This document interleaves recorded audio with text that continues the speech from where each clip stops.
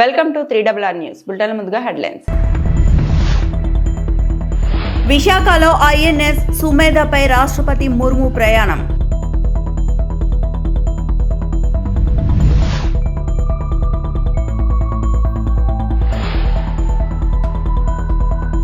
ప్రతి ప్రాణం విలువైనదే, ఆసుపత్రుల ఉన్నతీకరణకు కొత్త పాలసీ, మంత్రి సత్యకుమార్.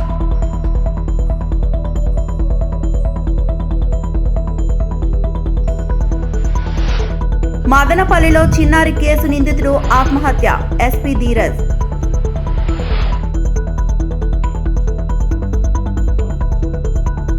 విశాఖ తీరంలో ఇంటర్నేషనల్ ఫ్లీట్ రివ్యూ కొనసాగుతోంది. 6 వరుసల్లో 71 యుద్ధ నౌకలు పెరేడ్ నిర్వహించాయి. ఈ కార్యక్రమంలో రాష్ట్రపతి ద్రౌపది ముర్ము పాల్గొన్నారు. నేవీ సిబ్బంది నుంచి రాష్ట్రపతి గౌరవ వందనం స్వీకరించారు. అనంతరం ఐఎన్ఎస్ సుమేధ నౌకపై రాష్ట్రపతి ముర్ముతో పాటు AP governor justice Abdul Nazeer, CM Chandrababu, deputy CM Pawan Kalyan, కేంద్ర మంత్రి రామ్మోహన్ నాయుడు ప్రయాణించారు.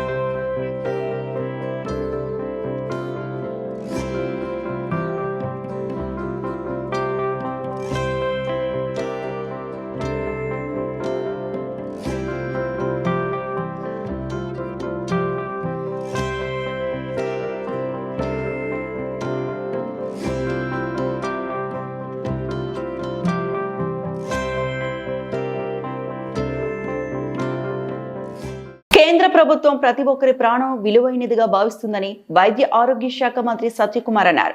ఆళ్లగడ్డ, వాయిల్పాడు, కొవ్వూరులో 50 పడకల ఆసుపత్రులను 100 పడకలకు మార్చాలని అసెంబ్లీలో సభ్యులు కోరారు. దీనిపై మంత్రి సమాధానం ఇచ్చారు. ఆసుపత్రులు ఉన్నతీకరణపై కొత్త పాలసీ రూపొందిస్తున్నాం.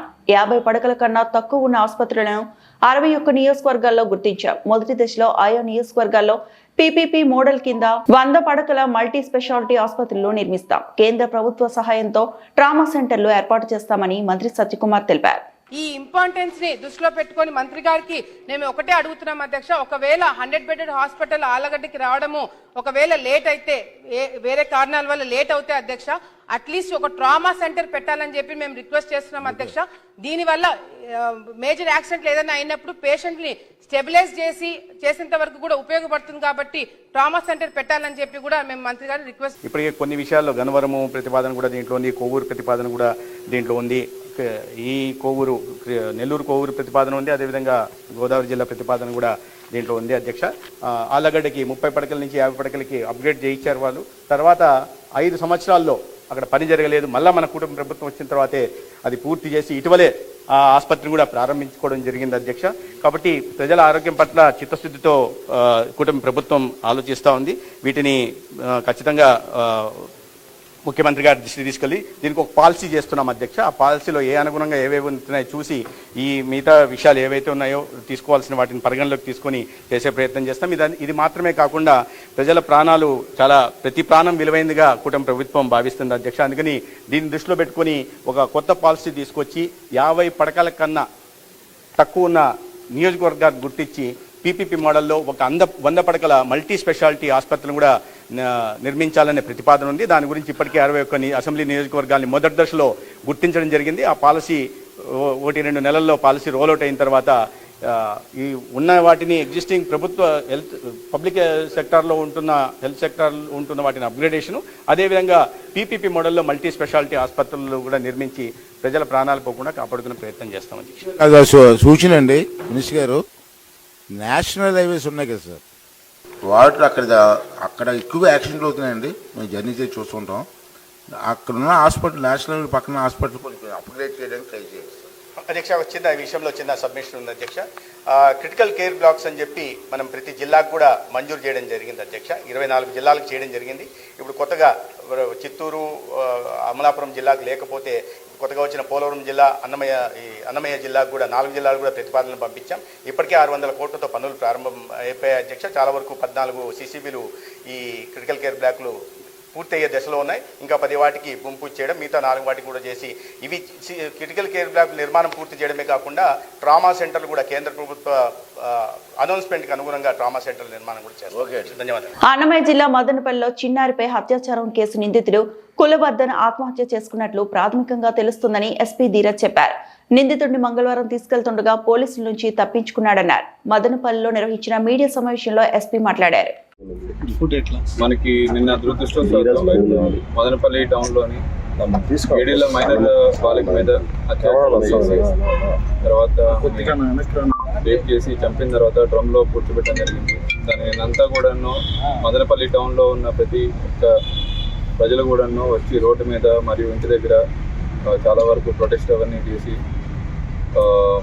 పెద్ద సెన్సేషన్ న్యూస్ అది కూడా చేయడం జరిగింది. చాలా దురదృష్టవశాత్తు జరిగిన ఇన్సిడెంట్ ఇది. పోలీస్ శాఖ మరియు రాష్ట్ర ప్రభుత్వం అంతా కూడా ధోరణి. అదేవిధంగా మనకి నిన్న ముద్దాయి ఎవరైతే ఉన్నారో ఈ ఎంటైర్ ఇన్సిడెంట్కి మూల కారణమైన అతను ఈరోజు మార్నింగ్ ముదివేడి దగ్గర అంగళ్ళు క్రాస్ దగ్గర ఒక చెరువులోని అన్ఐడెంటిఫైడ్ డెడ్ బాడీ కింద ట్రేస్ అయ్యి తర్వాత అతన్ని కులవర్ధన్ అని ముద్దాయిగా మనము రికగ్నైజ్ చేయడం జరిగింది. ప్రస్తుతానికి inquest and post mortem proceedings అవన్నీ కూడా జరుగుతున్నాయి. యాజ్ పర్ ప్రిలిమినరీ ఇన్ఫర్మేషన్ అతను సూసైడ్ చేసుకొని డౌన్ అయినట్టు తెలుస్తుంది. అండ్ ఫర్దర్ అప్డేట్స్ అన్నీ కూడా మన ఇన్వెస్టిగేషన్ ప్రాసెస్లో రివీల్ అయితే మనం కమ్యూనికేట్ చేస్తామండి. Thank you sir. నిన్న మార్నింగ్ కొంత సమాచారం బయట దొరికాడు పోలీసులు మనకి ఏమైందంటే నిన్న మార్నింగ్ మనకి ముద్దాయి ఇంటికి వెళ్ళి మనం డోర్ బ్రేక్ చేసి చూసినప్పుడు ముద్దాయి అండ్ పక్కనే డ్రమ్లోని చనిపోయిన పాప కూడా శవం కూడా లభ్యమైంది. ఆ టైంలోని చుట్టుపక్కల ఒక 50 మంది గ్రామస్తులంతా కూడా గుమ్మిగూడి ఇతన్ని చంపడానికి ప్రయత్నించే సమయంలో మనమే రక్షక్ వెహికల్ని లో పెట్టి ముద్దాయిని అక్కడి నుంచి తీసుకెళ్ళడం జరిగింది. మళ్ళీ అక్కడ లా అండ్ ఆర్డర్ సిచ్యువేషన్ చాలా హెవీగా డెవలప్ అవడం వల్ల హైవే కూడా బ్లాక్ అవడం వల్ల మనకి ఆ రక్షక వెహికల్ స్టాఫ్ని కూడా తిరగడం జరిగింది. అక్కడ ఒక డ్రైవర్ మాత్రమే ఉండడం జరిగింది ముద్దాయితో పాటు. ఆ సమయంలో అతను తప్పించుకొని పారిపోవడం జరిగింది మార్నింగ్ టైం. తర్వాత ఒక 2 టీమ్స్ పెట్టి వెతికించాం కానీ హౌఎవర్ రిజల్ట్ దొరకలేదు. ఈ రోజు ఇలా నిన్న జరిగిన ఆందోళనలో కొన్ని యాంటీ సోషల్ ఎలిమెంట్స్ యాక్టివ్గా పాల్గొన్నాయి అనేది ఒక జరుగుతుంది. అది ఎంతవరకు అంటే ఆల్రెడీ ఎవరైతే ఇదంతా ఇష్యూని పొలిటిసైజ్ చేశారో లేదంటే ఇది ఒక రాంగ్ ధోరణి వైపు తీసుకెళ్లారో వాళ్ళందరి మీద కూడా కేసెస్ అవి రిజిస్టర్ చేయడం జరిగింది. స్ట్రిక్ట్ యాక్షన్ తీసుకుంటాం. ఏదైతే పాపకి జరిగిన అఫెన్స్ అనేది చాలా దురదృష్టవశాత్తు చింతించాల్సిన క్షణంలో ఇది వాళ్ళ ఓన్ పొలిటికల్ మైలేజ్కో లేదంటే వాళ్ళ ఓన్ ఆర్గనైజేషన్ బెనిఫిట్ కోసం వాడుకున్న వాళ్ళందరి మీద కూడా మనం కేసు రిజిస్టర్ చేస్తాం అండ్ స్ట్రిక్ట్ యాక్షన్ కూడా తీసుకుంటాం. క్రైమ్ హిస్టరీ ఏమైనా ఉందా సార్? ఇతని మీద డిసీజ్డ్ మీద ఏం లేదండి. అక్యూజ్డ్ మీద ఒక కేసు ఇంకా ముందు ఉంది, 324 కేసు, హర్ట్ కేసు ఉంది. అది ఆల్రెడీ అతను లోక్ అదాలత్లో కాంప్రమైజ్ అయ్యి అది డిస్పోజ్ అయిపోయింది. సార్ నెక్స్ట్ స్టెప్గా ఈ గంజాయి నిర్మూలనకు మీరు ఈ మదనపల్లిలో ఎలాంటి చర్యలు తీసుకుంటారు? తిరుమల తిరుపతి దేవస్థానాలు మాజీ పాలక మండలి సభ్యులు ఓవి రమణ కీలక వ్యాఖ్యలు చేశారు. తిరుమలకు నెయ్యి సరఫరా అంశంపై శాసనమండలిలో అబద్ధాలు ప్రచారం చేస్తున్నారని ఆరోపించారు. ప్రస్తుత పాలక మండలిలో ఎలాంటి తప్పులు జరగడం లేదని స్పష్టం చేశారు. తిరుమలకు హెరిటేజ్ నుంచి నెయ్యి వస్తుందని శాసనమండలిలో మాట్లాడడం పూర్తిగా అబద్ధమని ఓవి రమణ పేర్కొన్నారు. ప్రస్తుతం తిరుమలకు నెయ్యి సరఫరా చేస్తున్న సంస్థ ఇందాపూర్ డైరీ అని తెలిపారు. ఇందాపూర్ డైరీకి హెరిటేజ్ కు ఎలాంటి సంబంధం లేదని స్పష్టంగా చెప్పారు. హెరిటేజ్ ను కావాలనే రాజకీయంగా వాడుకుంటున్నారని, గత 4 రోజులుగా శాసనమండలిలో వరుసగా అబద్ధాలే మాట్లాడుతున్నారని విమర్శించారు. తిరుమలలో 2 ఏళ్ల క్రితమే కల్తీ నెయ్యితో లడ్డూలు తయారు చేశారన్న అంశాన్ని గుర్తు చేశారు. ప్రస్తుతం శ్రీవారి ప్రసాదాలన్నీ నాణ్యమైనవిగా, రుచికరంగా ఉన్నాయని వెల్లడించారు. కల్తీ నెయ్యి వ్యవహారం అంతర్జాతీయ స్థాయిలో చర్చకు వెళ్లిందని, ఇప్పటికైనా ఆ అంశంపై మాట్లాడటం మానుకోవాలని హితవు పలికారు. నెయ్యి సప్లై గురించి ఏవైతే లడ్డూలు కానీ స్వామి కైంకర్యానికి వాడే ప్రసాదాలకు వాడే నెయ్యి కల్తీ అని, గతంలో కల్తీ జరిగిందని ఎన్డీడీపీ రిపోర్ట్ ఇచ్చింది, సిట్ రిపోర్ట్ ఇచ్చింది. దానిపైన చాలా మంది అరెస్ట్ చేశారు, పాలక మండలి తప్పులు చేశారు, ఇవన్నీ చాలా మాట్లాడుతూనే వచ్చాం. గత పాలక మండలిలో కల్తీ జరిగిన మాట వాస్తవం. అది సాక్షాత్తు అప్పుడు పాలక మండలి అధ్యక్షుడు ఉన్నారు, సిట్ రిపోర్ట్ ఇచ్చింది. కొంతమంది జైల్లో ఉన్నారు, కొంతమంది పోబోతున్నారు. చర్యలు జరుగుతున్నప్పుడు రాజకీయంగా ఎన్నో అంశాలు ఉంటాయి. రాజకీయంగా లబ్ధి పొందాలంటే ఈ 1,00,000 ఇష్యూస్ ఉన్నాయి, ప్రజల సమస్యల గురించి మాట్లాడచ్చు. కానీ చాలా దౌర్భాగ్యమైన పరిస్థితి ఏంటంటే శాసనమండలిలో గత కొన్ని రోజులుగా ప్రస్తుతం దేవస్థానంకి వస్తున్న నెయ్యి అది హెరిటేజ్ అనే ఒక సంస్థకు సంబంధించిందని చెప్పి చంద్రబాబు నాయుడు గారు ఆయన సంస్థ కాబట్టి ఆ సంస్థ నుంచి నెయ్యి కొనుగోలు చేసే ఏర్పాట్లు చేశాడు అని వాళ్ళ ప్రధాన ఆరోపణ. దేవస్థానం వాళ్ళకు కావాల్సిన స్పెసిఫికేషన్ ప్రకారం టెండర్లు ఎవరైతే పార్టిసిపేట్ చేస్తారో గతంలో తప్పులు జరిగినా నాకు తెలిసినంత వరకు ప్రస్తుత పాలక మండలిలో అటువంటి తప్పులు జరుగుతున్నట్టు దాఖలాలు లేవు.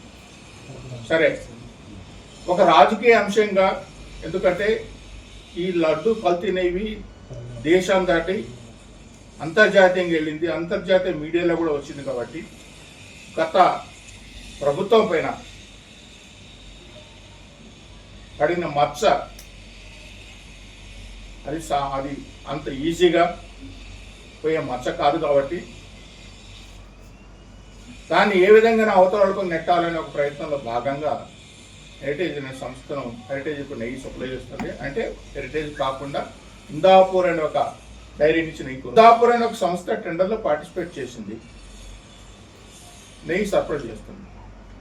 వాళ్ళ ఆరోపణ ఏముండాలంటే ఆ ఇందాపూర్ సంస్థ నెయ్యి సప్లై చేసే విషయంలో, అయ్యా ఇందాపూర్ సంస్థ నుంచి నెయ్యి తిరుమల తిరుపతి దేవస్థానం ఇదో అది కల్తీ నెయ్యి అని మీరు చూపించగలిగితే, లేదా ఇందాపూర్ సంస్థకి వెళ్ళి అక్కడ నెయ్యి శాంపిల్ తీసుకొని మేమే కాదు కల్తీ చేసింది, మాకంటే ఎక్కువ కల్తీ చేశారు, ఇదిగో సాక్ష్యం అని చెప్పి ఆర్టీసీ ఆస్తుల అమ్మకాన్ని నిలిపివేయాలని అంతర్జాతీయ విమానాశ్రయానికి సంబంధించిన 3,000 ఎకరాల భూములను ఆదానికి కట్టబెట్టేందుకు కూటమి ప్రభుత్వం కుట్ర చేస్తుందని ఆరోపిస్తూ తిరుపతిలో కాంగ్రెస్ పార్టీ శ్రేణుల నిరసనకు దిగాయి. తిరుపతిలోని అంబేద్కర్ విగ్రహం వద్ద కాంగ్రెస్ నాయకులు, కార్యకర్తలు పెద్ద సంఖ్యలో చేరుకొని ధర్నా నిర్వహించారు. ప్రజారంగ సంస్థలు ప్రైవేట్ కార్పొరేటర్లకు అప్పగించే ప్రభుత్వ విధానాలను తీవ్రంగా ఖండించారు. ఈ సందర్భంగా కేంద్ర మాజీ మంత్రి చింతామోహన్ మీడియాతో మాట్లాడుతూ ఆర్టీసీ ఆస్తుల అమ్మకం ప్రజలకు తీవ్ర నష్టం కలిగిస్తుందని అన్నారు. అంతర్జాతీయ విమానాశ్రయ భూముల కేటాయింపుపై ప్రభుత్వం వెంటనే స్పష్టత ఇవ్వాలని డిమాండ్ చేశారు. ప్రజా ప్రయోజనాల కోసం కాంగ్రెస్ పార్టీ పోరాటం కొనసాగిస్తుందని స్పష్టం చేశారు.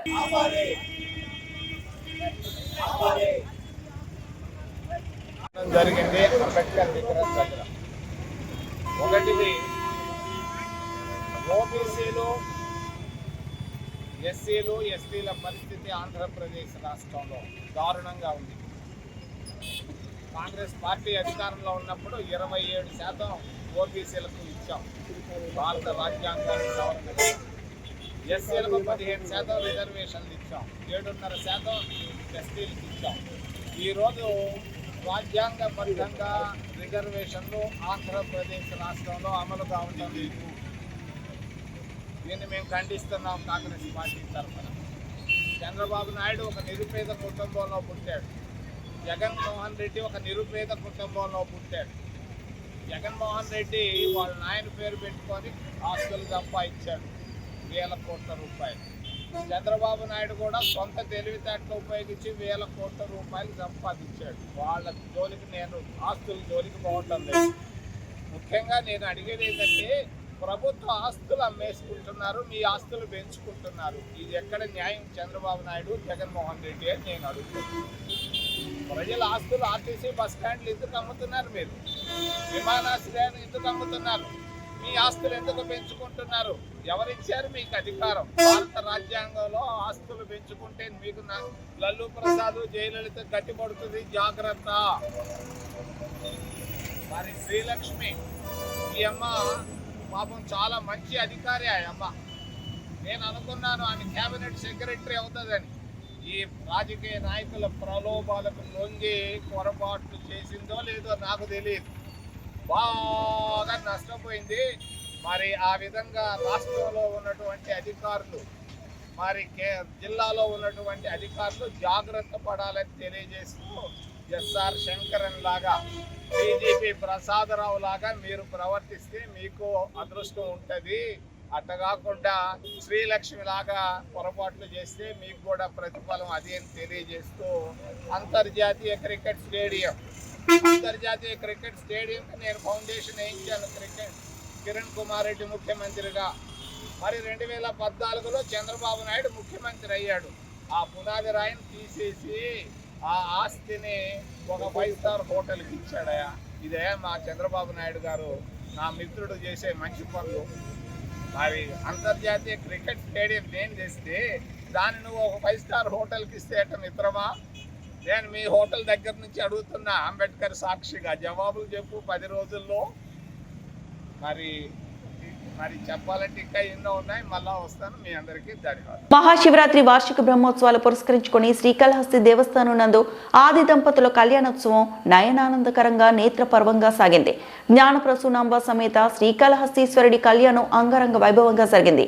శ్రీకాళహస్తిలో పార్వతీ పరమేశ్వర్ల కళ్యాణం మంగళ వాయిద్యాలు, వేద మంత్రాల నడుమ కన్నుల పండుగగా జరిగింది.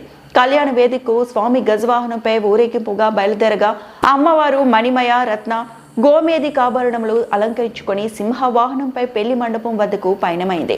ప్రధాన అర్చకులు మంత్రపఠనం పవిత్రమై సాగింది. ప్రధాన పురోహితుడి ద్వారా అమ్మవారి మెడలో స్వామివారు మంగళ సూత్రధారణ చేయడంతో ఆది దంపతుల కళ్యాణ మహోత్సవం ముగిసింది. జగత్కారకులైన పార్వతీ పరమేశ్వరుల కళ్యాణాన్ని చూసి భక్తజనం పులికించారు. ఇదే శుభముహూర్తంగా భావించి పలు జంటలు ఒకటయ్యాయి.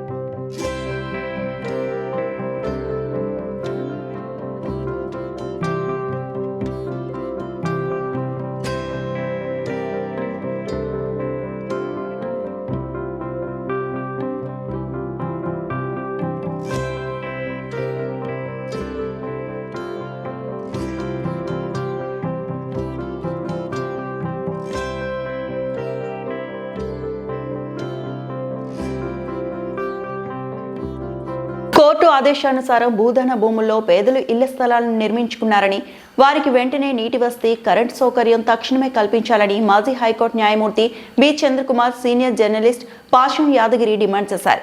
ఖమ్మంలోని ప్రెస్ క్లబ్లో ఏర్పాటు చేసిన మీడియా సమావేశంలో వారు మాట్లాడుతూ 2014లో వెలుగుమట్ల భూదాన భూమిని పేదల ఇళ్ల స్థలాల కోసం కేటాయించబడిందని, కోర్టు ఆదేశాలు ఉన్నప్పటికీ ఆ ఇళ్ల స్థలాలకు కనీస వస్తువులు ఏర్పాటు చేయకుండా అధికారులు నిర్లక్ష్యం చేయడం, వారిని అక్కడి నుంచి వెళ్లగొట్టేందుకు పోలీసుల ద్వారా బెదిరించే కార్యక్రమాలు చేయడం బాధాకరమని అన్నారు.